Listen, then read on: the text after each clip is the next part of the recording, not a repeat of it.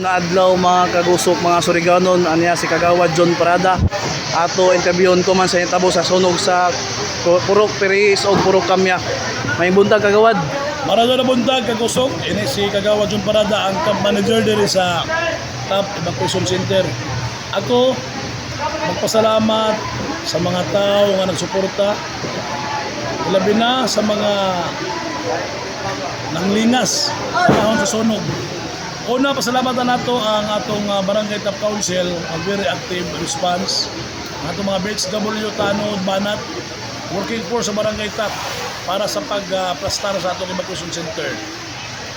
Ikaduha, atong pasalamatan ng city government, sila mga hinabang o ang provincial government, mga non-government organization o mga simbahan nga nanghatag diri og mga hinabang. Ako mohangyo nga sa pagkakaroon na naman ta sa tulong nga adlaw, mohangyo mi sa mga donors nga kung mahimo na may atong number of families nga per evacuation, like for example diri sa Top Gym nayamo diri total nga 516 ka pamilya o individual, 153 ka pamilya.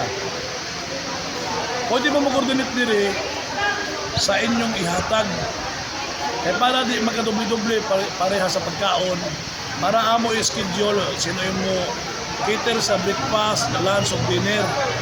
Unya, amo sa ginagawa sa tanan mga donors nga kung mahimo, puno-puno naman gani ang atong mga use clothing naghandaghana, no? Use clothing nato naghandaghana. Daghan naman ang mga baro, ang ilang gusto kitchen utensil ka na magamit sa kusina, no, nga ilang magamit ng mga personal na ilang magamit.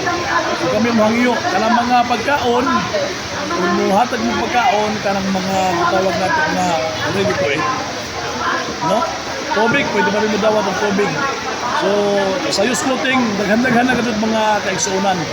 So kami mohangyo sa inyong kinasikasin na hinabang kaya dili kaya sa gobyerno, kung ang gobyerno nato sa ligan, salamat mi adunay mga sponsor sa mga hinamang diri sa atong evacuation center. Salamat. Kini si Kagawad John Parada, mga